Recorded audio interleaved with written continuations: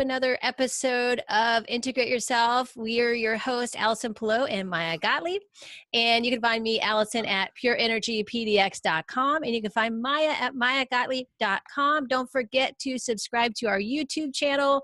It's under Allison Pillow. It's the Integrate Yourself YouTube channel, as well as don't forget to subscribe to our podcast. Thank you guys for listening and supporting us. And we appreciate you so much. Welcome to Integrate Yourself. We're here today with a great guy. He's really amazing in terms of his personality is just radiant with peace. And the way I met him was at an Ember Yoga in Woodstock, Georgia. And he teaches a advanced flow under the umbrella of Universal Yoga. Finding a lot of conversation that we had. A similar conversation was about the nervous system and how the body works, and how setting up a sequence is important for how the body activates. And so that is what I would like to talk about. I also would love to talk about his foraging abilities, because on his Instagram account, he has an amazing picture of him and a morel that's the size of his head. And I always believed that Georgia never really grew morels. I thought it was a myth. But he seems to have connections with the universal gods of mushrooms. And so we also have our affiliate with Stigmatic. And we wanted to kind of talk a little bit about mushrooms too. But we really want to go on the cuff and just let Justin talk about what he wants, because he's got a wealth of information, and we think that you're really interested as our viewers and listeners. So to introduce Justin. Hi, Justin. How are you? Namaste. Namaste. Justin, Yes, ma'am. What's up with Universal Yoga? Let's hear your knowledge and why Universal Yoga is an amazing yoga for you. Well, for me in particular, I was looking for a complete system of yoga, and there was a lot of little pockets of lack of information that I kept finding in conversation with other individuals regarding yoga. And people would fill all the spaces with blah, blah, blah, of course. But I could feel that there was some kind of lack of connection with what was being said and the meaning of what was being said. And so it became natural to feel that with a lot of individuals. I was exposed to a couple practitioners of Universal Yoga in particular, and a lot of what they communicated, I could feel a lot of embodiment from them. It was coming from experience, and it was not just things that they were trying to remember from the internet or books that they have read. And it was really profound experience for me to feel someone talking about something that you could tell was coming from actual experience, obviously, compared to people always talking about things that are just not really experience, and they're just trying to remember for the most part. So that was one thing I noticed. And then when I started learning the system itself by researching the creator of the system, Andre Lapa, and realizing that his whole website is really his whole book. He has a couple books out, and he's working on his third, but for the most part, he encompasses understanding of multiple lineages of practice throughout all of the history of yoga. And he only called it Universal Yoga because when he came to the West, people wanted him to label what he was doing, to in one way or another box it in. And he just kept on replying, I teach yoga. And of course that was not good enough. And so he decided to put universal in front of it because that was the most yoga word to use for anything to explain what he was teaching. So it's kind of like yoga or uni, one version. And his intention was to kind of bring awareness to the fact that yoga should be universal. And if it is not, if it is specialized in any particular way, then it is not yoga, because yoga in essence is integration. And if we're not allowing ourselves to integrate with any particular part of practice and only specialize in another, then in essence, it is not yogic, in his opinion. And I was really drawn by this because when you hear him say this, it feels really electrifying and nice, because he's coming from many years of experience with all the people that Westerners worship to a degree, humans that are worshipped by people. And this is a strange concept for some of us when we talk about it, until you realize that you've been doing it yourself a couple of years, and realize how spooky it is to just give so much power to people that are abusing it and you don't even realize. And he has really interesting stories that you only hear when you're in trainings with him, but they're about his experiences with people like Iyengar and Patabi Joyce, and spending years living amongst them with multiple other individuals from multiple other countries with the intention of training back in the day. And there's all kinds of stories that people have regarding these interesting gurus and how they would teach things and how they would basically execute the teachings of yoga to their students. And then in his practice, he also found some holes, or should I say, like uncertainties in communication with his teachers. When he would ask questions, the answers that they were giving him, he did not feel were valid. And in a lot of cases, they actually just weren't giving him answers at all. They would just tell him to either keep practicing, easy way out. Yeah. or they would basically say, this is what my teacher had taught me. And he would basically say, well, did you not ask why? And he would say, my teacher taught me what his teacher taught him. And he started really scratching the back of his head, getting fearful about the results of how things were going. Are these teachers really teaching the essence of integrated practices within their own evolutionary experience? Or are they just passing down a conversation that's giving them a lot of attention and a lot of power over other individuals? And so he started really trying to ask himself what was going on and why. And in time, you can notice that there's levels of personal affliction, of course, because he spent a lot of time with these people. Yeah. And to almost be let down in some ways was hard for him to accept. But when you hear him tell these stories, you can feel like a balance of like acceptance and still hint of like resentment. But that's experience and that's evolution as well. Long story short, all he did was try to find the answers to all the questions that for whatever reason were not being really given back to him from the actual teachers. And just like anyone else, he went to the ones that were considered masters of yoga in the world and spent years with them. And he left both of them, Patabi Joyce and Iyengar, after only a certain amount of time spending privately with both of them. And so bad experiences from both schools led to him traveling to other schools.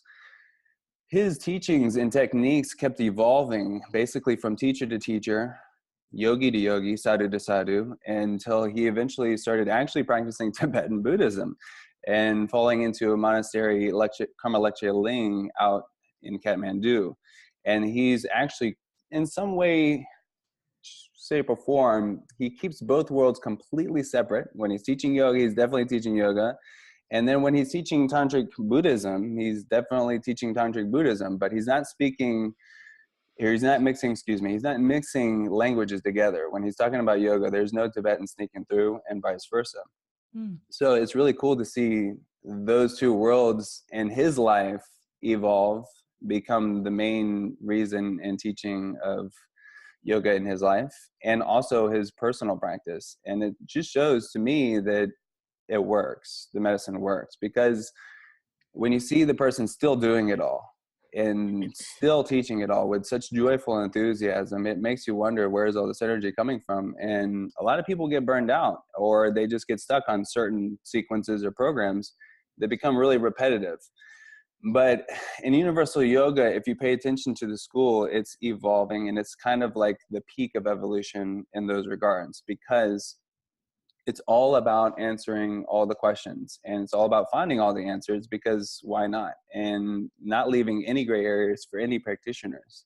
And so, long story short, he noticed that most schools of yoga specialize in different practices that awaken different aspects of our being. And in the different schools, they acknowledge our being separated into what we call shells or koshas. A kosha is like a sheath, and Maya is illusion. And so generally they call them the Maya koshas, the sheaths of illusion that create who we are as individuals. And in Tibetan Buddhism, there's there's 7. And then in Hindu, there's 5. But really, both schools and multiple schools that honor and recognize all these sheaths, it's in almost every ancient practice and every religion, is specializing in developing one or another of those sheaths. And so you'll notice that there's certain monasteries that only practice yoga in the form of asana, which is the physical shell. They focus on diet, Ayurveda, and basically health and wellness on the physical body. You'll notice there's some schools that primarily focus on Kundalini yoga, and they don't really worry about those things. They probably have expected you to have already spent many years or lifetimes doing all that. And so you're primarily only focusing on pranayamas, mudras, and visualizations, and really nothing physical. Some people, even getting closer to Zen, you just start focusing even less on those kinds of practices and more on just focusing on nothing.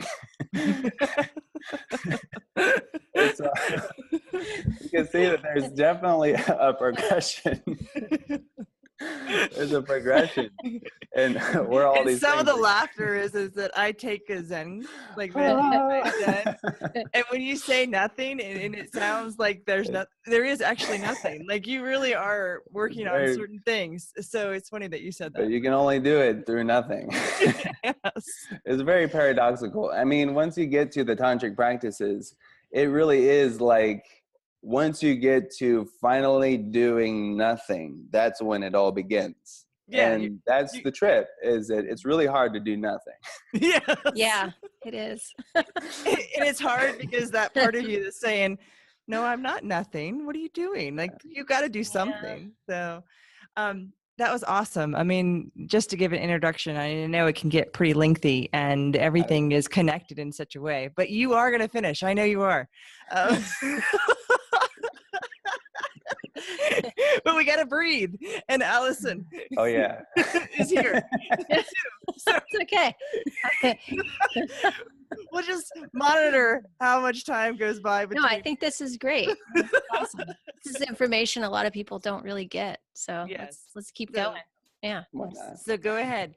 You are on number 3, right? Or is that number 4? So basically what he did is he combined practices of all the koshas into one system. And so he's basically, universal yoga is just acknowledging all the koshas all the time and making sure that you're always acknowledging the practices that balance each kosha. For example, asanas for the body, also diet, and awareness of diet, and awareness of your activities, awareness of control of the senses, and then moving on to awareness of the breath, and then moving on to awareness of the thoughts. Obviously, when we do these things, they create results.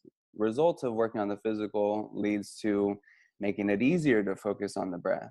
Results of focusing on the breath make it easier to focus on the thoughts, because we're starting to control things more and more. And then obviously results of focusing on the thoughts results in the changing of patterns in our actions. And the changing of patterns in our actions over time is the only way that we can change our karma. And yoga, the intention of humans and our understanding of traditional yogis and yoginis, the mission is to evolve. And so you're using all systems into one system to do what is necessary, mainly because each individual obviously is at a different path of a different part of the path. And so we have in previous lives developed more so one or another aspect of ourselves. And so to embrace all practices equally and in a balanced fashion, there's no way any of us can avoid development. And his idea is that if we just fall into specialized practices, generally we fall into the practices that we favor the most, and we neglect the ones that are harder for us to develop. In his opinion, yogis should always develop the weaker parts of ourselves. in order to evolve, which is the harder thing to do. I mean, it's pretty obvious. We're in one way or fashion making a living off of basically making things easier on ourselves instead of vice versa. I'm not saying that's silly to do, but I am definitely saying that we should be weary of our own evolution and knowing that with pain comes growth. And if we avoid pain, then we're avoiding growth in a lot of ways. And I'm not saying causing pain in a violent way. We follow all the rules of yoga, and ahimsa is one of the first. So it's basically not using yoga to avoid the problems of life, but using yoga to integrate our consciousness with the problems and making every aspect of our life completely workable, and not avoiding any of it. That's it. Yeah. And it's important because ahimsa, as I know it, is really about not doing harm to self and first. And a lot of this whole idea of comfort, making everything easy on yourself, we've kind of leaned away from being okay with the discomfort. And Allison's, done a lot of work with Katie Bowman, and she talks about, finding ways to stack your life, making sure that you're walking a little bit more distance from, like, if you park your car from to a store, really finding ways to get your exercise within the day. We talked to other people in this interviews about really changing up your life, that your habits aren't making you so comfortable that you are forgetting that you need the discomfort. You need to lean into it because there is discomfort. And there's a lot of self-help books and stuff like that tell you, like, if you're really pushing your way from the idea that when pain does come, or when things get out of whack, you don't really know how to manage your life. And it's very important to be okay with discomfort. It doesn't mean you have to like it. Well, or at least bolster yourself, a little bit to manage the stress of the pain or whatever you have to kind of go through, Well, it's funny because, like I said, people go to these practices like they're running to the next outlet, the next runaway. And really, it's what I love about Tibetan Buddhists is that they're like rocks. And you run up to them, you're like, let's do something that it leads to enlightenment. And they're like, oh, you want to get rid of your suffering? And it's like, the joke is like, enjoy it. Yeah. Because that's the thing. this whole idea that, I'm going to get to some goal and it's going to alleviate my pain is like this illusion, because you really got to find out that you have to go through the pain and you have to be near it. You have to be closer to that point of pain than you've ever been, and be okay with saying, I have the tools to manage. And it's funny because yoga practices are just really pushing you further and further. I mean, the first part is enjoying it. The second part is having more awareness of like what's going on for others. So you can be more accessible and helpful for others. And then like, it's like anywhere where your mind gets locked, you use that as a way to open up more. Like, where are you on the planet in this moment? What time of day? What part of the year? So it's like, you're not escaping at all. You're actually forcing yourself to be more and more and more present, which is not fun. Yeah. It's not easy for a lot of people because everything is an escape and everything's a distraction. That's even with the complicated positions, the asanas, as you get good at it and you start to get better at holding yourself, it's really because you need more stimulation to keep your mind on yourself. Whereas, like, if you're struggling in a simple pose and you have to really concentrate on your breath, then it's like that's enough stimulant you need. Whereas if you've been doing yoga for a long time, it's like you're so proficient that you now have to do more just to get to that one beginner spot. Yes. So it's interesting to see the dichotomy, because most people think, oh, once I can do all these headstands and flips and turns and whatever, it doesn't get better. It just means you have to do more stimulant to your nervous system. I'll tell you one thing. I've met more people that can put their legs behind their head that are crazier than ones that can't. Yeah. Well, I find that you always have to go back to the basics, no matter what.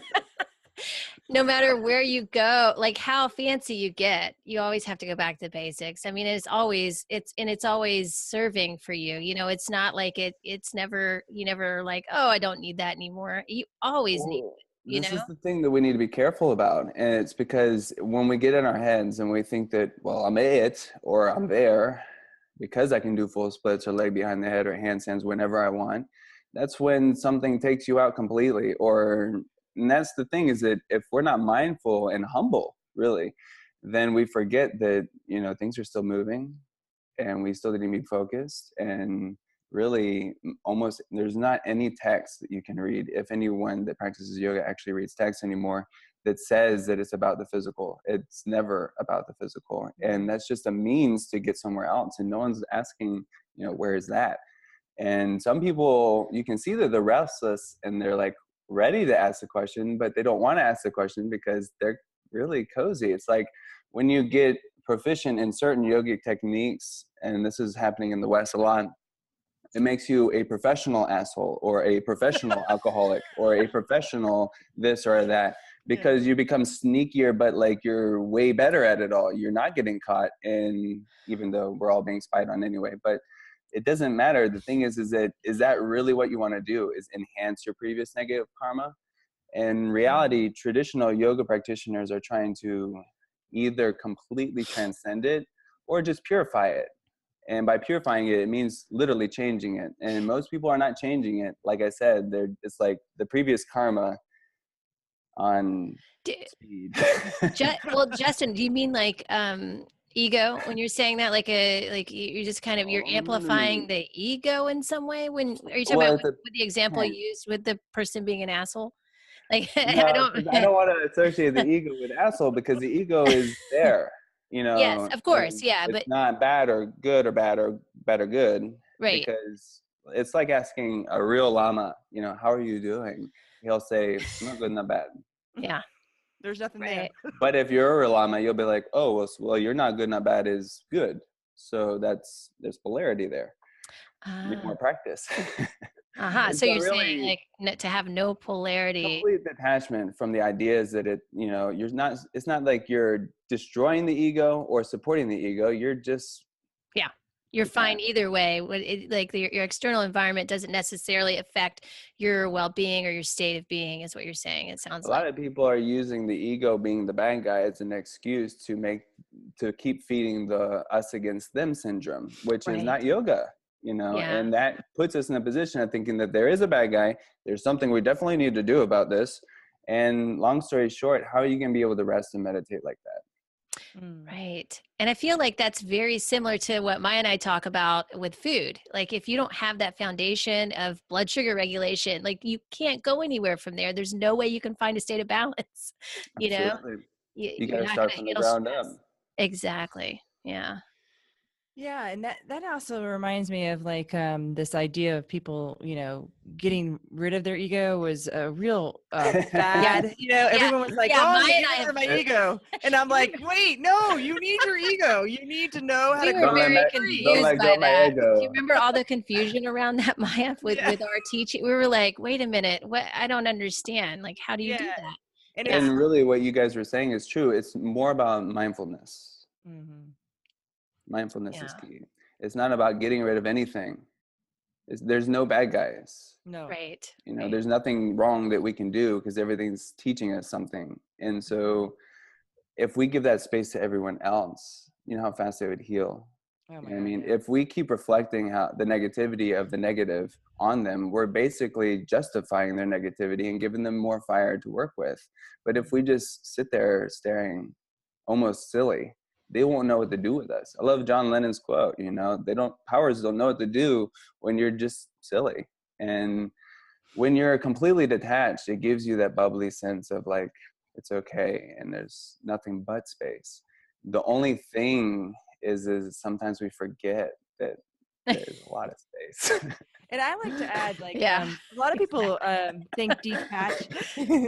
Some people like to think detachment is like a passiveness, like, oh, I don't care. That's I'm another all zen. problem. Yeah. And there's the problem is that you're not, you can't be detached of everything because you have preferences when you're in this body. Like you have a preference of whether or not someone's going to do something to you in a way that might harm you. See, Or you have this is a problem when people really think detachment is solving all your problems. It doesn't. It actually brings in another aspect of, are you passive or aggressive? Which side are you going to play on? And then you can act like you're not in, but then sometimes you show off a different kind of a personality that comes through, right? Think about this. Didn't you ever wonder why in the past, because there used to be universities of yoga and meditation back in the day before it also became basically at par with politics. But before then, it was pretty much like Buddhism reigned. Everyone was like, had the opportunity to go to all these different universities. But if you look at the techniques and practices of yoga and the understandings of all this knowledge, this is like basically how people learned how to write, how to read, how to learn a lot of ways to communicate with each other. It was like if you want to be intellectual and raise yourself above the low class, which is really just choosing to be ignorant by not learning how to communicate with others, then you would go along with these practices and these teachings. But everything was shared orally and by order. And so a lot of people didn't just have access to what the teachings of detachment or the teachings of this or the teachings of that until they were developed to that point and taught orally one by one what they mean by this. And so now you have this like access to information where everyone can read everything and misunderstand everything and just act like they know it because they read it and not sounds like the internet. Well, Well, this that's is what we're why experiencing right now, I think, on a mass scale. It's everybody's got misinformation, misknowledge, and these are actually two really huge aspects in yoga. It's huge. You have to understand that there is two different kinds of knowledge, and one is incorrect. One's experimental too. Like you have to have your exponential knowing of what has been going on in your experience. So like, and that's, I think we talked with one of our other guests about how you have to take your own experience and not rush it. There is a path of knowing at your pace at what you learn and what you need to kind of address in your timely intuitiveness. I guess in some part of you has to listen to that side of you that says, this is where I need to go right now, even though I don't understand why. That was our interview with on the Girl Skill podcast when we were guests there. We were talking, that was the bulk of the conversation. It was really great. Yeah. Yeah.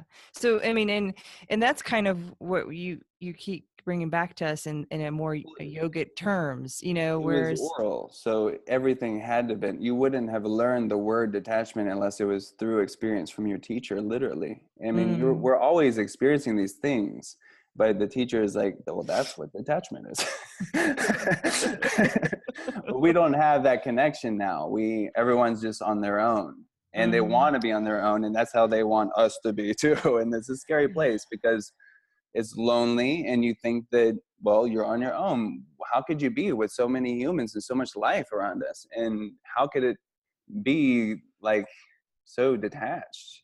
And it's not going to get any better with virtual reality stuff that's coming out. We were talking, actually, my husband and I were talking to isn't it? Their production companies, they're doing movies and stuff. And we had a conversation about how the virtual reality glasses and things that they will create is literally like you can make your own world. I want to be in, let's say I want to be in Justin's world, right? I pay a membership to be in Justin's world. There's a movie about that's out right now, right? Yeah, it's kind of like the Matrix. It's kind of like what you start to realize, like you've paid into something so that you could be like the popular group, or you could be working in something where you wanted a certain type of adventure, so, and it's a kind of a symbolism of like maybe what we're doing in just our body beings right now, but we can't take that conceptually in. I couldn't do much about that, but if you really have a container where I see a virtual reality goggles and I put them on and I watch a whole movie, but I'm in the movie now. Like I'm literally in the movie, but I can take myself out. Like I can't take myself out of my movie right now, but you are doing that soon. Well, in essence, that's what our body is too. And so our body is the virtual reality glasses on our soul. That's a nice. I like And that. really what's going on is that whenever you're not meditating, you're watching TV and eating potato chips. I like This that. is why it's so important to be mindful, because really we already are in virtual reality. We already are. So all they're doing with technology is fractaling that out even more. And so it's just, and it eventually will become just like the Matrix, because it's the only direction it can go in. There's no reason why it wouldn't. And life is endless, and the universe loves to see the potential of things. And so it can get freaky quick. Yeah. Well, I'm actually is trying to find the name of that movie. That it's a recent one that I went with to see with my kids. And it's literally about what we're talking about virtual reality, and everybody in the world is in virtual reality. That's all people ever do. It's like And trailers stacked on top of each other. yes, what's the name of that? Do Like you a know? video game movie. Yeah, pretty much. I can't remember the name, but and I can't find it either because it must be like out of the But theaters. it's really psychedelic to see that, and it's Yeah, funny it's because they crazy. make it look so cool. Like, Yeah. you want But to to get me, in it there. seemed a little depressing, though. It seemed really kind Oh, of for depressing. us, because we Yeah. see the world that they're living in before they get into virtual reality, and we're Yeah. like, oh gosh.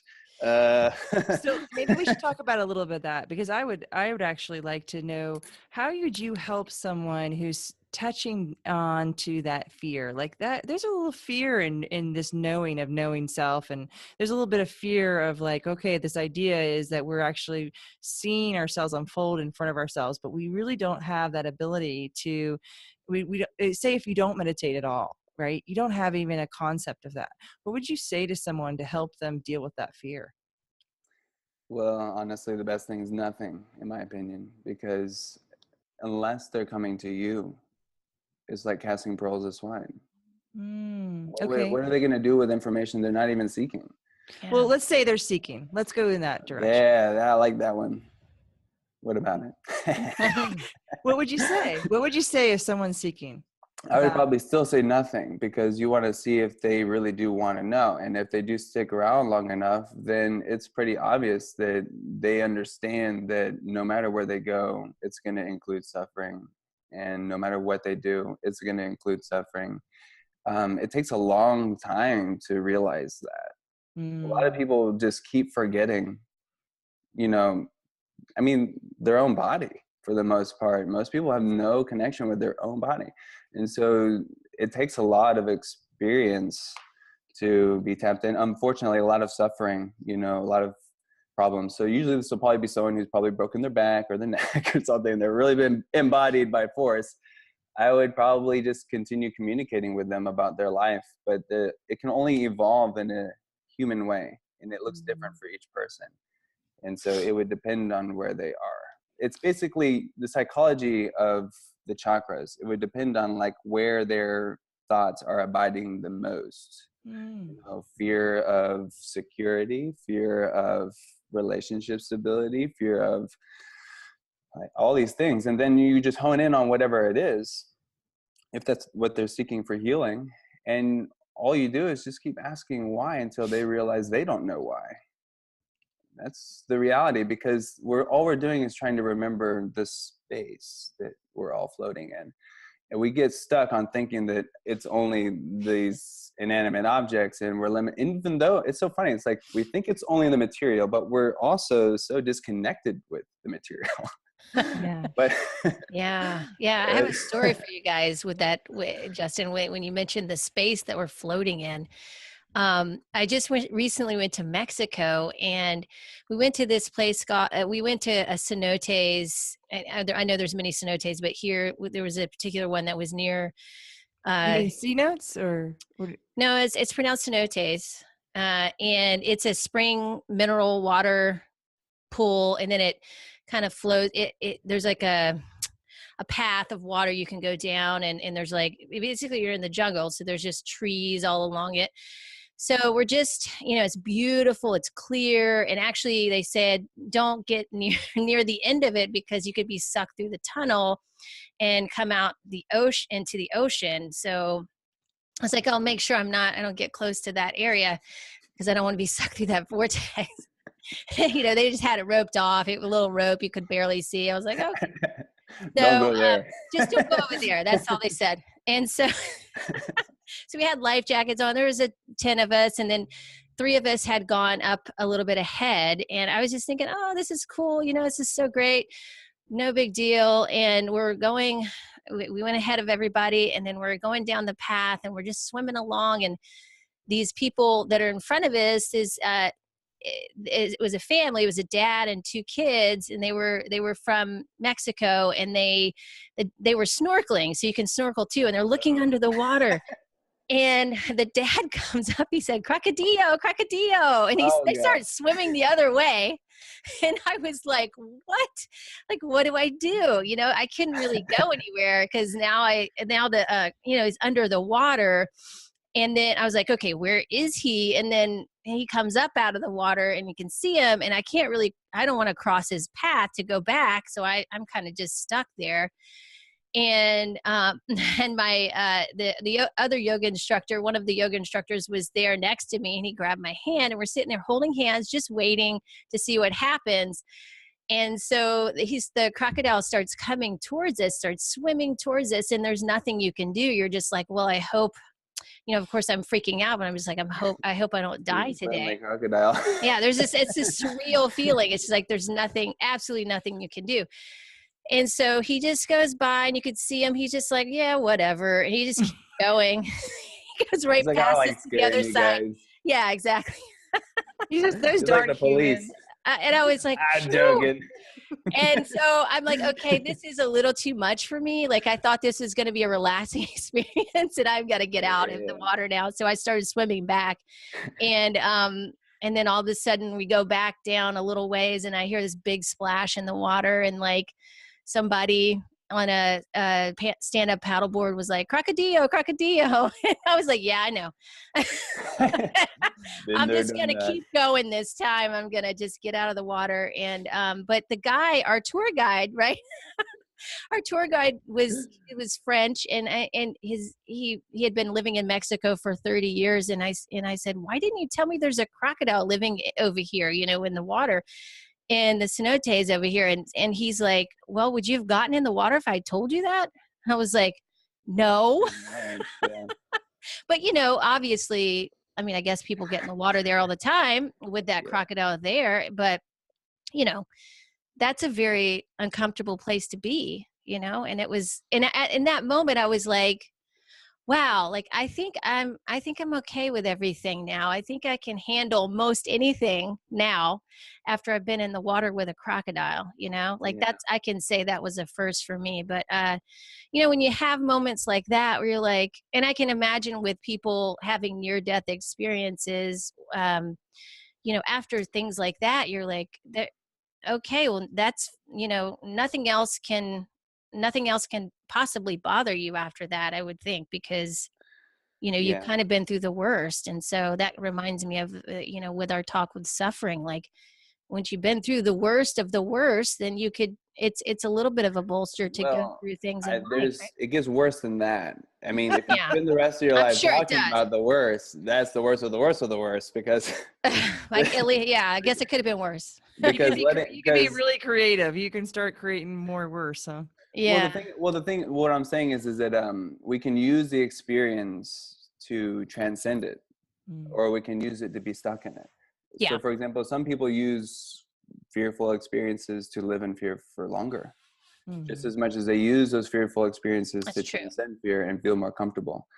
Like, it gives them reason not to ever walk into any body of water. And so it can go different directions, but it really is, that really does say, if you're ready to practice yoga or not. And by yoga, I mean, like, start working on yourself, because really working on yourself is looking inside yourself for all that and trying to work on it. It's basically like grandma resurrected inside you, making sure you don't ever leave anything behind. Everything better be squeaky clean, and you don't go to sleep until all the work is done. Actually, don't go to sleep at all, because why? You should be making sure everything's perfect. And that's the deal, is that yogis are trying to perfect themselves, not harvesting any negativity, not harvesting any of the negative qualities of the mind, which we have lists of them, and we have corresponding positive ones that go with that. And there's actual science to looking in your brain and finding whatever is there to clean it. And basically it's just occupy. You fill up your battery with different things. We usually are given all kinds of experience, and then we're talking about that experience, and we're holding on to experience, and it's just experience. It's cool, but all of it has different vibrations, and most of it's between the first three chakras. And this is why a lot of different people say, like, oh, Westerners, they're down there. Oh, okay. Because we're The holding first it three all in chakras. here. No, Yeah. well, because we're all just regurgitating experiences without transcendence. And most Oh, of right. us are not living in the heart chakra or have any of it developed because we're not very generous. And our communication is really strong, but it's usually all going through our manipura, our third chakra, which is just like we're only communicating our passions and our desires, which Right. is really negative, actually. And so we're just perpetuating all this heaviness. I don't want to call it anything that seems negative because it's generally what's going to be what fuels evolution upwards anyway. So it's all good. But in essence, you just keep accumulating experiences until you get so embarrassed by it that you're just like, okay, let's just sit down and see, why am I scared of this, or why am I fearful of this, or why can't I do this, or why can't I do that? And this is really like really why, not like I want to be, no, like why can't I do it? I want to know what's going on there. And we can figure it out, but it takes a lot of time doing nothing. Mainly Yeah. because if you think about music and sound, like you could, go to a concert, and you, at the end of the concert, it's like you hear the damn speakers in your brain for 2 days, because it's so, like if you're close up front. Yeah. And that's the reality. Everything that we think and say has a certain vibration, and depending on the strength of that depends on how long those waves linger in our pond. And so it takes a lot of time of silence for the waves to all finally just ripple out. But this is not just any silence. This is like embodied silence. You have to be awake, aware, not just trancing out, not closing your eyes and daydreaming. You have to be like in this space. This is why they do it with their eyes open, because you don't want to be and think of the time you're in Hawaii or the time you're in Africa, because that's basically you're flipping channels on the TV, eating potato chips again. And we don't want to be doing that anymore. We want to be aware of what's going on in this moment, in the boring, ordinary moment of now, because it is boring and it is ordinary. And guess what? That's where realization is. And we're distracting ourselves with the commercials of our past events, the advertisements of our past desires, and the advertisements of our past history. Whether it's negative or positive, it doesn't matter. As long as we're holding on to it, we're not holding on to the space that exists in us. And it's only the space that exists inside us that can accept others, can accept ourselves, can love others, can love ourselves. And so it's really, like I said, it's paradoxical, because people are looking for all these techniques to get closer to the space, but it's the techniques that keep them from the space. You got to stop. And it's hard, because this is what I was saying to Maya about what I would reply is, it's like, you don't want to keep feeding them more tasks to get conceptually stuck on, because then they're just going to be creating another pattern that's going to keep them from really just figuring out what's going on with them. They'll cover up what's going on with them with the spiritual practice. And I got spiritual rights of why I'm covering this up now. And so now people are they'll get, lamas will never say no to you. You can go from lama to teacher getting blessings. But like, you can do that without really getting the results from those blessings, the results from the practices. You can go to a monastery and you can do 100,000 prostrations. You can do 100,000 recitations of everything that's required to get, the label of lama. But whether or not those practices actually worked for you and allowed you to develop awareness in your body, in your life, and eventually change your karma to transcendence, then and this is another thing, is that only you can know whether those things are happening, unless you're dealing with someone who's got those results as well, because they can see it in you. And it's usually in your eyes is how they're able to see it, because the waves reflect themselves through your being. And if you have no waves, then there's nothing moving. And so the clarity of the eyes is usually what people see. And when you go to the east, I haven't been yet, but they say that basically they look for the quality in people, usually in the Himalayas and in India, through the eyes. You know, Mm. ignorant people look through the quality through material possession, et cetera, et cetera. But they're looking at your eyes. How steady your eyes are has everything to do with where your thoughts are. And where your attention is, there is your wallet and your life. Mm. So That's awesome. Because it kind of reminds me of things that we've learned in terms of like being addicted to your stories, not able to rewrite your story, because you're so used to one story. And it made a lot more impact in knowing that, even though like you said, it's hard to give someone tasks to do because they might get addicted to them. I but they do will. find It's all they I do. I do find that somewhere there has to have a stair step, so if that task can help them get to another level, because the tools are necessary. I find that if you don't have enough tools to feel like you can manage the overwhelming part of you, because you're not really in that space of like, Yeah. hey, I don't have all the answers. I'm okay with that. Yeah. Well, Where are you going? sorry, I was organizing the laptop. Everything was wrinkling down here. I was trying to clear the waves. So, Yeah. So and anyways. that's why they have so many practices, and that's why there is so many, because once you finalize one, you go on to the next, and until you finalize one, a real teacher will let you know if you have or not. A false teacher will just give you the next practice. A real teacher will be like, oh, you did 100,000, but if they see that you're not actually thinking about what you're doing while you're doing it, or he'll just say, do another 100,000, do another, and he'll keep telling you that until you basically say, why am I not showing the results I need? Then he'll be like, basically, you have to ask the questions. It has to come from you, 100%. If you don't ask questions, they won't even answer. Real lamas, Andre even will say, like, he'll be like, what's better, for me to speak in Sanskrit while I read the mantras or to speak in my own language? And he says, well, of course, speak in the language that you understand them in, so that you can develop the meaning and the connection in your living body of what these mean. And he said, but why didn't you tell that to everybody else? He's like, because they didn't ask. And so you have all these other people just doing things over and over and over again without any connection to what it is, and they're not developing it just because they're not even questioning it. Yeah, they're not curious about it. Yeah, Yeah. I think that's really important. And so it is not about not giving them new tasks. It's about making sure that when you do give them things to do, that you also make sure they're fully aware that it is very impermanent, and that there is no end to the practices, and there is no end to evolution. Jesus, Buddha, they were like, as far as we've gotten in our recorded yuga, there's been previous yugas, and they have actually built infrastructures we still can't rebuild. So maybe they were way more advanced. Maybe the regular human was a Buddha or a Jesus, and then there was more advanced humans. Who knows? But the long story short is that the potential is completely endless, and no one knows what we're capable of, which is really magical, because anything can happen at any time. So I like the Zen aspect. You can learn it in 3 lifetimes or 3 seconds. Yeah.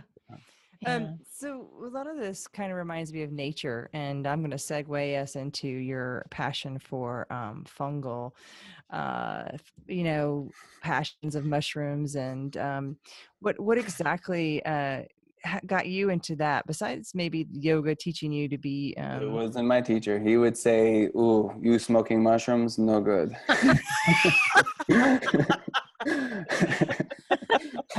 He doesn't get out much when it comes to food. So when someone says mushrooms, he just thinks psychedelic and probably smoking them or something. He's like a grandpa who never heard about it or never tried it. So. Well, we're talking about the edible ones at the moment, but like the morels.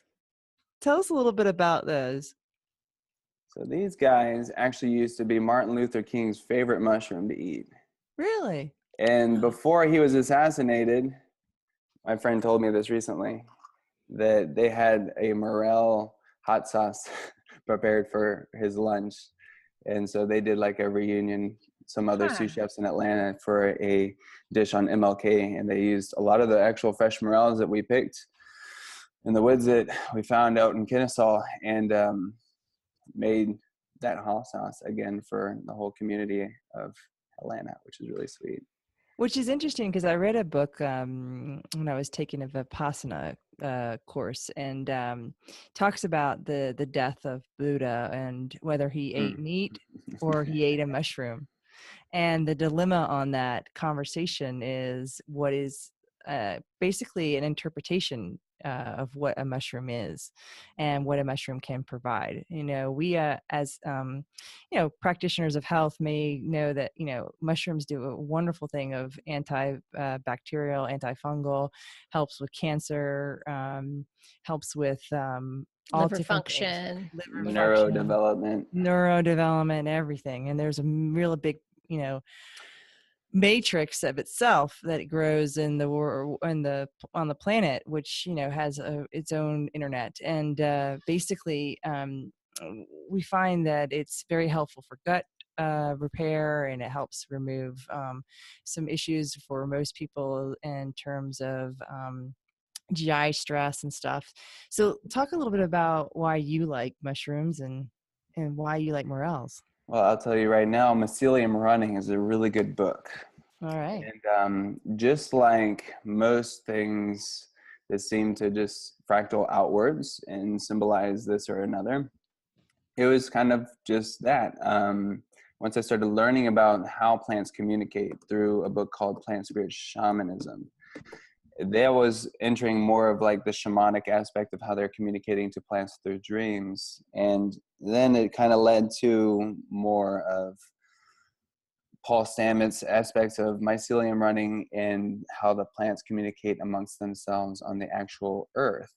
And he's talking about the mycelium in the planet being basically like the phone wires or the phone line wiring for how plants communicate to one another and distribute nutrients accordingly. So basically, if there's certain plants that are going to be attacked by certain insects or actually just deficient in one nutrient or another throughout a particular part of the season, that through the mycelium, they can transfer nutrients from overabundant plants to support the underdeveloped ones. Wow. During those times, or just literally send signals that warn those plants about bugs that are attacking them in another region. Wow. So that those plants can actually retrieve most of their energy to the roots without being affected by the by the bugs on the leaves or stems. And so there's all kinds of really awesome findings that they're having there. And obviously living in the Southeast is just a really huge blessing, or just being raised in the Southeast is a huge blessing. When I was 17 years old, I saw pictures of my friends climbing rocks. And I was like, holy cow, there's like something else to do.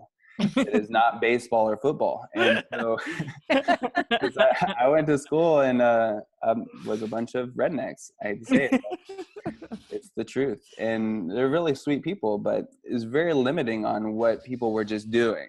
And so when I saw people climbing rocks, I immediately told them, I was like, take me where you go. And they showed me the different spots. And then I met a man. He seemed like a man at the time. He was also 17. He just had more knowledge. So much experience. He moved from California when we were in high school, and he had a lot more exposure to nature because his parents were rock climbers. Yeah. And so he was just comfortable already to just go hours away to different places that I didn't even know about. So basically, I got to learn all the different national parks and just areas of climbing that not even tourists knew about at the time. It's definitely developed now because climbing has become so huge and there's books about all the different regions. But long story short, the reasoning is that I was exposed to nature. I was exposed to parts of nature where there was not that much light pollution or sound pollution. And there the mushrooms grow bigger and the bugs as well. Mm-hmm.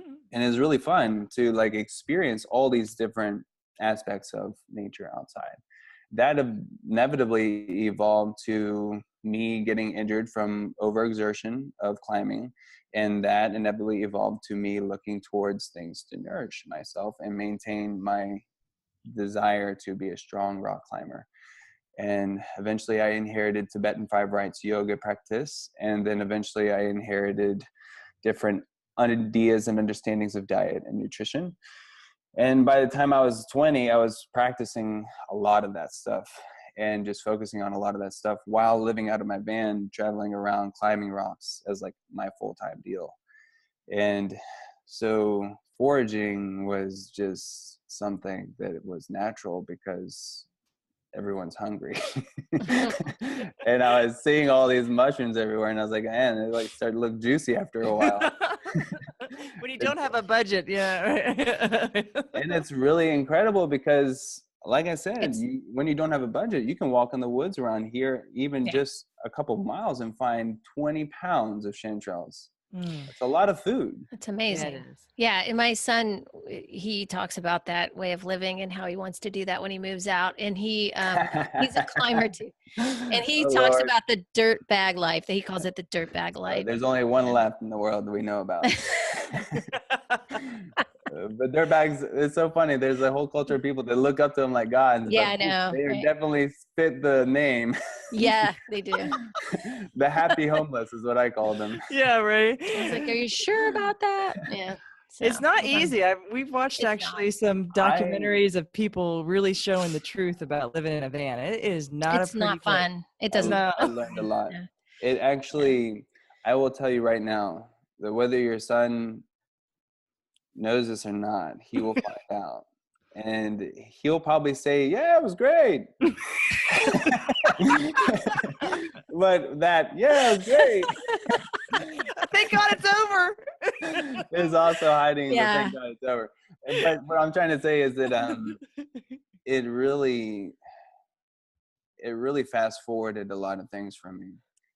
It was kind of like a couple years, or some people would say a couple lifetimes of experience in a few years, mainly because I got to see what it was like feeling like a king, and then very clearly realize what it was like not being a king, and very quickly. And the thing is that we're always suffering, but Westerners have a really tricky way of hiding that. And when you make decisions like that, it's hard to avoid.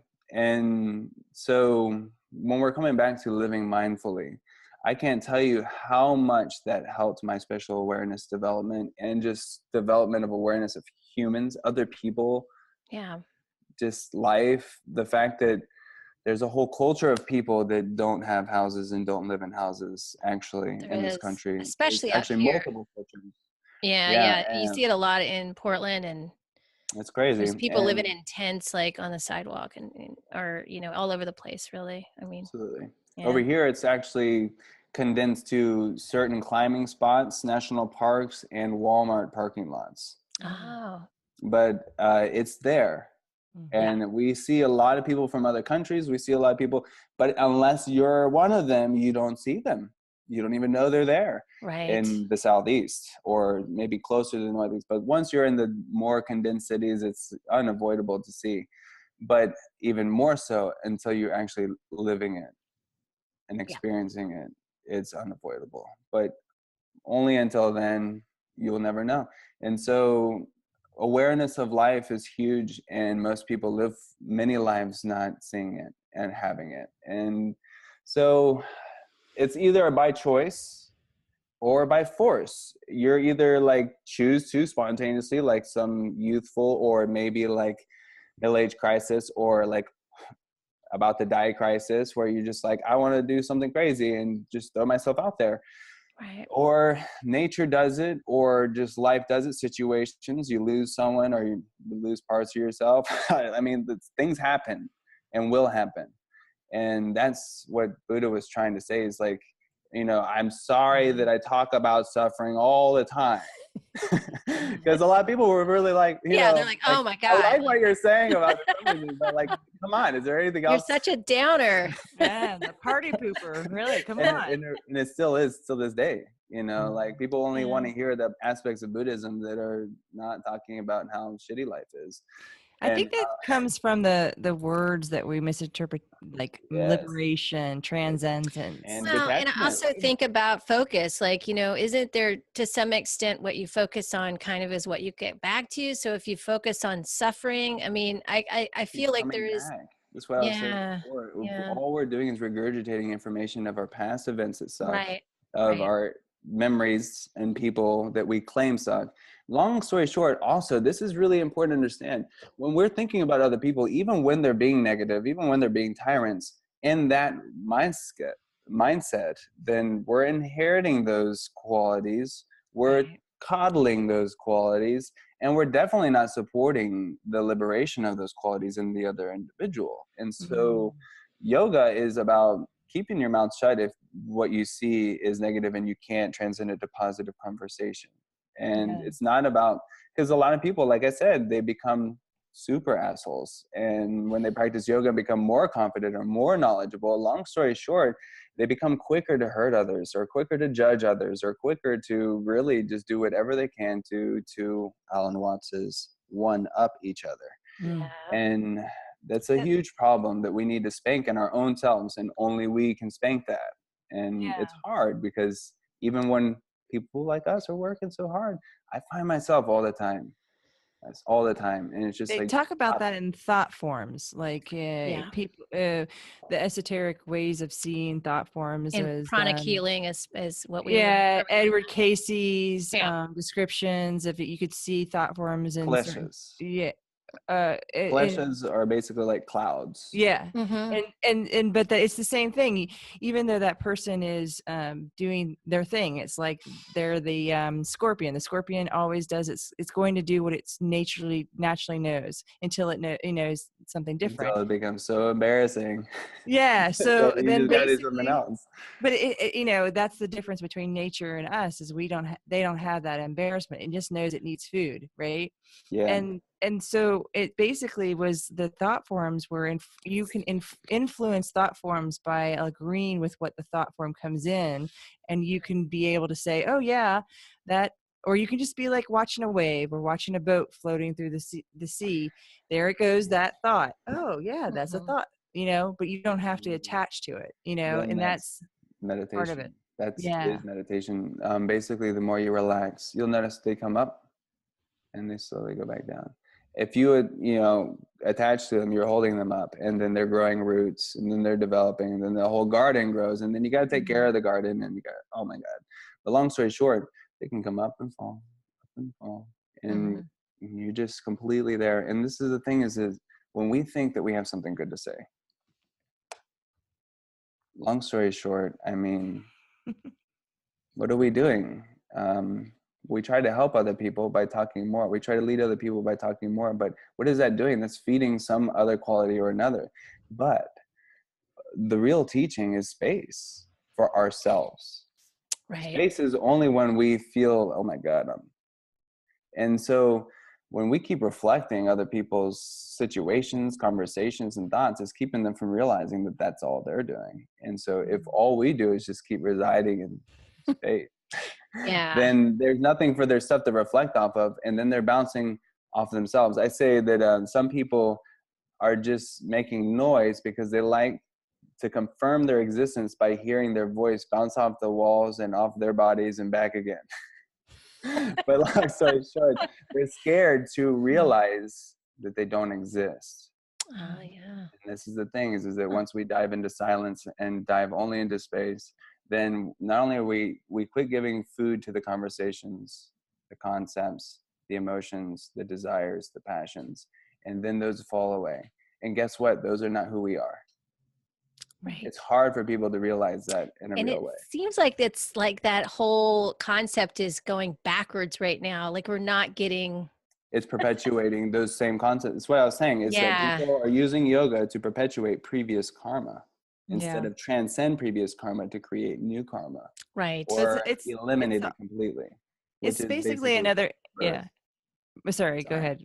Is It's basically another what? Wait, what was the last thing you said, Justin? It's basically another No, I said that you basically you purify your karma into positive karma, and then eventually you transcend your karma to eventually end rebirth. Mm. Because the only thing, because people want to know, Yeah, what I've was I heard it. doing in my previous life? And the Mhm. answer is, what are you doing right now? And if you want to know what you're going to do in your next life, the answer is, what are you doing right now? So the Right. reality is like, where are you right now is like, where is direct results of what you were just doing before. And basically what you're going to become later has everything to do with what you're doing now in contrast to what you're doing before. Did you learn your lesson? Are you still repeating it? Or are you learning the lesson and changing your actions to create new results and new life? Or are Mhm. you realizing that that's all you're going to do if you keep doing all that and you want to end all that? And then there's a different path for you. But there's there's different paths of yoga, and the Buddha did a really magical thing. He in one way destroyed the evil of the caste system, but then he created the caste system in a way that is not seeing people through their actual material or family inheritance, but through the inheritance of their actual consciousness and knowledge. So he was saying, don't judge someone based off of the caste that they're laid on through material. So if you're born a Brahmin, it doesn't mean that you're Brahmin, because Brahmin is like awakened person. And a lot of these rich Brahmins are having kids, and those kids are growing up in the wealth very ignorant. And he was basically saying, you have really stupid Brahmins now, and some of these people on the lowest caste are actually showing me more intelligence and more willingness to grow as individuals and develop themselves as beings than some of the rich kids. So how about we discern the caste system according to what he was doing was the chakras, and what chakras we were primarily living our lives out of. And so a lot of people that grow out of the higher classes were usually stuck in the first two chakras, whereas other people who grow in the lowest classes, the results of their life actually perpetuated their evolution to think in broader ways, to be more creative, and to grow in a very open way and flexible way. And so they were actually a lot easier for him to work with. And this is only basically happened because he was a king. If it was any other practitioner saying this, of course, the upper class Brahmins would be like, shut up, cut his head off. But he was the son of a king. So he had this it was like really precious chance in all time of the universe that like a Buddha just so happened to be the king's son. And Wow. so because that was the case, people listened to him, and Buddhism reigned over India after his death, 500 years after his death, for a very long time, until another Hindu yogi was like, wait a second, what he did was just refine the Vedanta teachings that we already had. So he's just teaching a refined version of Hinduism. So that's how Hinduism re-wiped the land back and took Buddhism back down to a small number again. So it's kind of all the same teachings, Right. and different groups are really just honing in on controlling the different concepts of those teachings. But the point of the Buddha is that he noticed people were at different levels of consciousness, and he had several schools for those different levels. And so he had the Mahayana school for the people that were on the lowest scale but still wanted to know that what they were doing was leading towards liberation. He was basically just telling them to be mindful of themselves while they lived their lives. And then the second school was Hinayana. People were like wanting to do a little bit more than that. He was giving them a little bit more task. They wanted to do less work with the life. He said, well, be mindful of your breath. So they started meditating more, but not full time. And then obviously it evolved to the Vajrayana, which are the serious practitioners. These are the crazies. These are the people that like just can't be controlled, and no one knows what to do with them, have nowhere else to go. He's like, okay, you are the ones that need to dedicate all of your time to the practices and make sure that this is your last life. Because basically some people are at different stages of development than others, but when we're born into a body, we forget everything. So you could have developed yourself really highly in the previous life, but be born into one life and just have all kinds of energy. Well, Repa didn't like to be, he's a Buddhist saint from the Kagyu lineage of Vajrayana Buddhism, but he was a very successful practitioner, and he didn't like to be told that, oh, you're so successful because maybe you did such great work in a previous life. He was like, no, I'd like to think that I did all this work in this life. Some people think different ways. It doesn't really matter, but you just can't deny that there's difference between how tame some brains are than others, and how much more willing some people are ready to practice on themselves more than others. And so, like I said, Buddha gave options for other people to be more mindful, but it depended on the levels of mindfulness. If they were being it in the world through charity, through just karma yoga, or they're doing it through a mixture of the world, being more private practices, and then just living the life as if you're not a practitioner, or if you're ready to devote all of your time to just developing yourself, which includes basically months at a time doing mantra recitations and prostrations and different techniques. And the reality is that it's forcing you to basically sit longer and longer, and just allowing you to become more aware of the subtleties of your body and the subtleties of your life. There's some consciousnesses out there, brains out there, that have so many sounds, so many voices, that it's just, there's very little that you can give them that they will even want to tame. So just telling them to be mindful of what they're doing in a way that is very giving. In this way, it's kind of like, the best way for me to put it is like my family, the Christian community of the West, that is like, they are in the world and they want to do good. And so, but they don't want to leave the world either. They love their family, they love their bank account, they love all this stuff. And so they're basically mixing and worshiping of this idea of evolution, of evolving our consciousness with God, with like sharing that with a natural life. Some people say that that takes a lot longer to do because we have a lot of waves in ourselves from previous lives, and it takes a long time for those waves to calm down. And so even if we're doing all these things, it's like we think, oh, I'm still in the world, it's going to inspire others and it's going to make everyone evolve quicker. And that idea is really nice and it sounds great, but really think about how much you can inspire others by literally giving up everything and just trying to only evolve yourself now for the sake of their love and for the sake of their evolution as well. That's what the Buddha did. And there's another funny part of his story is that he left a wife and son behind. Like she just had her son. And so you would think like that looks bad. It does, like, actually. Yeah. People were like, I mean, that doesn't look like something that's inspiring to, but what did the wife reality, think about that?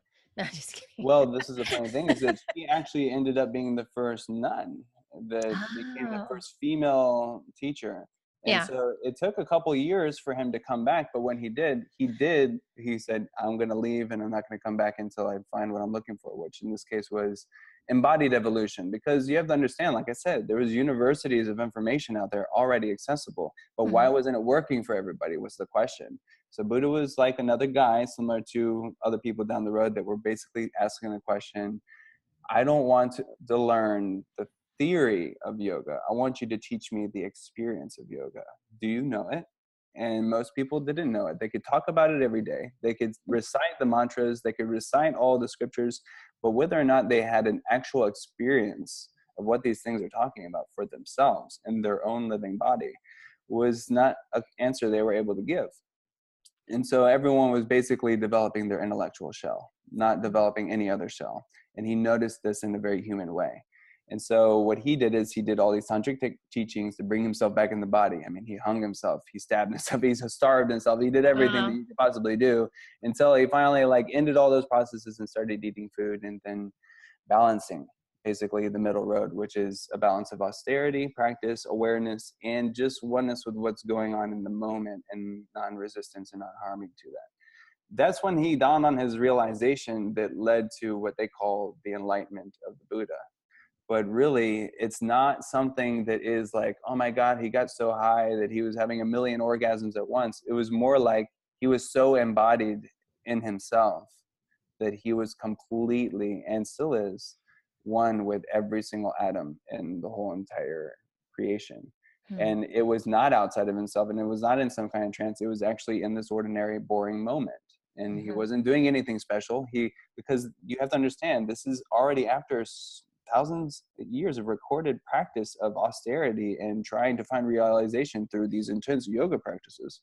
And he was just like, actually, I started eating food again. His main disciples abandoned him. seeing him talking to a woman, eating rice that Jews feeding her. You're not supposed to look at women. You're not supposed to be eating Right. food. They left him and abandoned him. Yeah. And then he ended up sitting down saying, I'm not going to go anywhere or do anything until I basically reach alignment. And that's when it dawned upon him, ding, and he was able to share it through people in his life and through his body. This is huge because this is like the opposite of what everyone's still advertising as yoga. Like I was saying at the very beginning, this is not a drug that's taking you out of your body, taking you out of this world. We're actually not trying to go anywhere else. We're actually trying to be so here, it's ridiculous and almost scary to the universe, because that's the trap, is the universe is trying to keep you so distracted that you're everywhere but here. But when you are here, it's like you scare the universe. You're like, aha. Sorry, I can talk. No, it's great. Yeah. Which is a great way of like looking, as the statement is, as above, as below, and the universe is you, and the universe, and that you're basically a reflection of the earth, and the earth is a reflection of you. And if we look at how often most people are really distracted by all this information, but also utilizing it as a way of entertainment, let me get a workout in, or let me, be busy. Let me get really busy. I'm doing something. And it's interesting because most of the time when you kind of look at what's being projected out of you is also a picture of you. So it's a great conversation you just said. Really, the practices are just that. The reason people do this is because they know that this is why I say develop like 100% of attention on practices is really the best thing you can do for others. Mainly because everything that you ingest through your eyes, your ears, your mouth, what you talk about, everything is going on. That's what you're inheriting, and that's what you share. And so if you think about it, that makes so much sense why they would spend all their time reciting only pure things. Because they're like filling and charging their battery with only purity. So you don't have to think, sky, there's none of that. You are emanating generosity. You don't have to be like, oh, I am this, I am that, or like those qualities, you don't even need words for it, because you're emanating the quality because you've been meditating on it with your body, your speech, and your mind for days. And so this is the important thing, is that even if we're not serious practitioners, it's important for everyone to have a space where they are focusing on themselves. And whether it's through some technique or not, it's just important, because only then will you be able to, in your own way and in your own life, recognize that, yes, there's qualities. Yes, there's two different kinds, positive and negative. And then you'll notice you don't have to hold on to some, and you can hold on to others, or you'll just be holding on to some regardless. Once you come to these realizations, it's like pretty obvious, like, what do you want in your basket? Like only the goods, man. And so that's what it's all about, is creating the space, the environment where you have that ability. And this is hard for most people. They don't have any space in their own home where they can really rest and really focus on these things. And that's the most important thing. Really, all an altar is making sure you have a space to sit. Just you. Not anybody else, not the kids, not the daddy, not the nobody. No conversations with anybody else. And then we can work on these things. When we're working on these things, it evolves naturally. It really does. And it's really...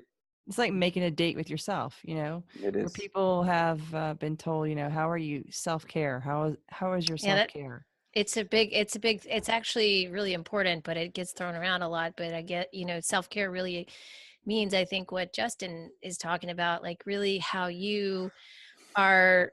It's not about what you're doing as much as what you are feeling within yourself. Like, how are you feeling about yourself? How is, I mean, like, are you calm, If you sit down, you won't be able to avoid the tension. Yeah. It's checking in with yourself. It will reveal itself, and you will have to acknowledge where it's coming from, why it's coming from, where it's coming from. The thing is that we're all enlightened. We just don't give ourselves enough time to realize it. And everyone's always like, you can see certain things happening, and it'll happen right in front of you and another person. And then they'll look at you and they'll literally ask you, like, So what are we going to do about that? Or what just happened? And you'll just be like, what do you mean? Like, you see what just happened. And of course, we're going to have to clean it up. Dang it. But the thing is that everyone needs that reassurance, reconfirm their own reality. Mm-hmm. It's because they're too scared to realize that they can do it themselves. And in essence, that we must. No one can enlighten us. Only we can enlighten ourselves. No one can clean our pot. No one can clean our vessel. Only we can allow it to be clean. The thing is that creating the space and the time, and then the more we accumulate space and time for that to happen, it just starts happening. Like we were saying before, it's like when you finally do nothing, paradoxically speaking, it all starts happening. Mm-hmm. And what that is the digestion of karmical experience, desires, passions. And the more space you give all those things, the more it's easy to understand what detachment really is. Because detachment obviously can't mean not being there because I'm 100% here. And it can't also mean like anything negative because you're not feeding the negative either. You're literally just watching both come and go, come and go. And this is huge because it's getting closer to realizing you're not your thoughts, you're not your passions and desires. Right. Yeah, I really liked Alan Watts's version of what he said, what you just said. I mean, he's like, come on now, you know who you are. Like, come on, It's true. you It's know, really true. and You're no just one giving wants to yourself- say, yeah. It's like you're just giving yourself the space to get to know yourself better. Like you don't know yourself unless you have that space. Like you have no idea, you know? It's scary. Yeah. People give themselves so much to do. They Yeah. are keeping themselves busy really, really well. And it's with conversations, it's with thought forms. And this is why it's like, even if what I was saying, if someone were to ask me, you know, what can I do? You know, and I would look at them, it's like, do you really want something to do? Because Yeah. it would just be something else to think about to keep you from non-doing. And the thing is, I like this band, psychedelic band named Spangle, has a song called "Nothing Is Something Worth Doing," and I think that is the cutest little line. I like that. I'll have to check that one out. That's Yeah. cool. It's all instrumental, but long story short, the idea of nothing is something worth doing is huge because even for good intentions, people are keeping themselves busy, and that's the one thing that's keeping them from the good intention, from realizing what is good from what is bad, and whether or not pursuing either is worth our time. Yeah. Yes. Yes. That's a Which really is a lot profound for statement. a lot of people to understand. I mean, This whole conversation is a lot. yeah, we're blowing people's circuits. I Yeah. can just see it right Well, now. I have to. Well, I just I kind of got a reset with all that when I took this trip. But again, you know, you don't have to take a trip to realize that. But it's like I was getting into a mode. I get into a mode of doing, and then I'm like really running myself into the ground. And then I go and I recorded a video talking about this. I haven't released it yet, but about how really like I got there and I was anxious because I didn't have anything to do. And because I had been doing this routine with the podcast and doing all this stuff, and I'm like, wow, like it took me a little bit, but finally I got into the flow, and I was like, oh, this is really awesome. And then as soon as I let go, like all these things started coming to fruition. I got a few emails with some opportunities, and it just is like really, really cool. I was like, yeah, I should just do nothing more often. This feels really great. My body. It's magic. Amazing. It was very magical. Yeah, I have to say. And then I was like, okay, I could just do that. Like now I'm in a new, I got a reset, like I said, and I feel like I'm in a new mode right now. So I'm not pushing myself to do Things are going to happen. So many things. Don't you worry about that. I know. Exactly. Look around you. That's before you were born and after you die. Oh, you're right. The Peaceful Warrior, the book that he talks about. I love that book. There's always something going on. Yes. Always. You don't have to do anything about it. It's going to happen. Yeah. Chogyam Trungpa? No, I think it's Dan. Dan Millman? something. Yeah. Okay. There was a movie too. Yeah, but in there's 3 lessons, and the one of that is there's always something going on. Well, this is how I find mushrooms to return to nature quite effortlessly. Is that it all happens when you stop thinking I'm looking for mushrooms in the woods. Stop It's like, looking. That makes sense. Yeah. basically, like every time you go out with the basket, every time you go out with the ideas, you don't find anything. And Yeah, then and when you just like it's finally usually go like out for no reason and you have you nothing, forget your basket. You don't have you don't anything to have a put them bag. in. So you're Oh, taking right. off your shirt and you're Bring a putting. blanket, like a towel or And something. that's Just That's what exactly. wrap happened. it in there. That's what happened to Bob and I. You know, we walking around at a certain park and there's chanterelles everywhere. And we're like, You're like, we have we need more nothing to Put put them space in them your in in. the room. shirt, you know. And I Yeah. did. I had a my shirt, and we're like, you know, this is probably a There bad are some idea. times where I've contemplated taking pants off too. And I was like, because you're like, what if Wait, you're someone gonna else take your comes? pants off before you take your shirt off? No, No. Yeah, Just I don't wear underwear. I'm done. he's the sadhu. He It's doesn't the wear last anything. resort. Yeah, my husband doesn't. Oops, I shouldn't have said that. Anyway, so I so Very I have liberating. to, yeah, it is. I mean, I haven't gotten there yet, but You have to breathe a little more. We're Right? all at a different stage of evolution. it's true. It's where you're breathing from. You know, you gotta get Yes. the system Yes. running. That's so true. Okay, so I do have to go pretty soon. Yeah, no Is problem. there anything we wanted to wrap up with? Justin, do you want to also let everybody know how they can find you, or if you want anybody to find you? Or They will find me. It's two of them. They already have found him. That's the, yeah. Well, I'll be in space. It's up to you guys. So, Right. No, email jmic989.com, Gmail, excuse me, at gmail.com.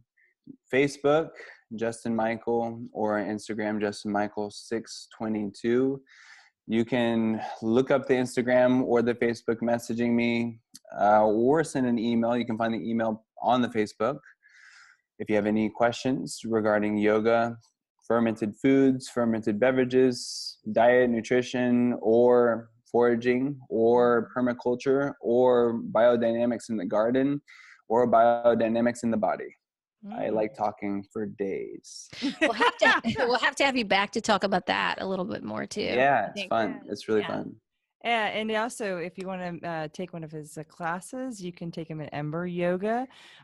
He has a Sunday class that's at 3:00. It's starting to be one of my regular classes that I take, and I enjoy it, even though it's a hard class to get to from where I'm at. But it's in Atlanta. What yeah, part? it's in Woodstock. So Woodstock. Oh, geez. Yeah. You go all the way out there? Mhm. on Oh a my Saturday God. afternoon In like, Atlanta. yeah. A weird time and a weird place. But So- it's really so far. worth it. It's so worth it. And Yeah. then where else are you teaching yoga? Well, actually, I'm not teaching yoga anywhere else. I will be starting to do workshop classes instead. So what we were doing in the Saturday classes in particular, I teach classes at 6 a.m. Embers at Ember Yoga. It's Mondays and Fridays. Those ones are generally static dynamic balance of arms, legs, and spine, strengthening and stretching with a hint of pranayama. We also add pranayamas to the sequences in the Saturday class, but the Saturday class is considered more advanced. It's a little bit longer, it's an hour and a half, and we're able to work on more parts of the body. Another thing that Andre, my teacher of Universal Yoga, noticed is that there was not asanas for the shoulders to mimic all the asanas for the hips. So there were several ranges of motion that are accessible on the shoulders that have never been developed in any system of asana, physical yoga, at least to our knowledge. So he created asanas for the shoulders. For example, virasana of the arms, lotus of the arms, opening of the arms, closing the arms in transversal planes, and then opening and closing the arms in longitudinal planes, which is like forwards, backwards versus side to side. And so basically the sequencing is a development of balancing all layers of the body and also using pranayamas. This is a second kosha, which is energetic shell, to focus on the energetics of the body. And then also I try to cue in the classes for people to close their eyes and be mindful of what's going on in their body while they're in the asanas. This is Vijnanamaya kosha, which is the next sheath up. Basically, in one class, we're affecting as many layers of our being as we possibly can. Whereas in most classes, you're generally specializing in the physical body. And I have to say, like, we didn't even get to touch about this. Maybe when you come back on, we can talk about it. Is like how it affects the nervous system, because Absolutely. and the protocol, the stuff that I'm working with in Z Health, we talk about how the opposing joints affect the nervous system, affect it, and you can change a lot of things. And just to have a yoga that's really focusing on even shoulder stuff can affect your hips in so many different ways. So next show, let's definitely do something like that. We'll add in all the other stuff that we didn't talk about. Absolutely. And we gotta write this down. no, it's already written down. We just have to let it out. Let it out. And then another thing is that just the development of different areas of our body is neurologically developing our brain. So because you don't, if you don't have this, this doesn't work. But and here's another really awesome thing. Reginald Ray is a really amazing man. He's a student of Chogyam Trungpa from, well, he left us, but basically he's out in Colorado and he's running what Chogyam had started, but it has changed names. It's called the Dharma Ocean now, but the way he says it is really awesome. Basically, in neuroscience and neurobiology, they're expressing that your neurological capacity is extended through the body, of course, and to develop that neurological capacity has to be through the body, obviously. But the most important thing is that if you do not develop the neurological capacity or keep it developed, it will actually be lost. And so quite easily said, if you don't use it, you'll lose it. And this is why we return to the practice. This is why we return to the body. The neural pathways are so important, and that's the mapping part that we talk about. Is like you get a blurry map, you have problems moving and problems deciphering things like vision and vestibular. And so there's this whole understanding of how to open up the map again and get your GPS working, basically to get your information coming through. Quite literally, your sonar device as well. The spinnings in our classes, we focus on spins in space. So most yoga sequences, you're always facing one direction and you'll only turn to one side to do like transversal postures and then turn back to the center. But we do like complete 180-degree turns as long as we're working on one side, and then complete 180-degree turns to work on the other side. Developed with many sets to basically create crescendos in the body, but what the intention is with all the spins, you're affecting the Manomaya kosha, which is the mental body. And this is basically like turning the sonar device back on, because technically we're supposed to have 360 degrees of awareness spatially outside of the body as included inside the body, that is just not being used, probably because our pineal gland's been shrunk to the size of a dry pea. But that's for another conversation as well. We'll leave that to that. Justin, we really appreciate your time. Thank you so much. And your ability to flow and talk about anything and everything, because you are a wealth of information, and we've learned so much in this time with you. And we invite you back soon to have more of these conversations. And we really appreciate it. Thank you. Thank you. Thank you so much. Appreciate it. All right. We'll see you soon. Namaste. Nice to meet you, Justin. Bye. Bye. Take care.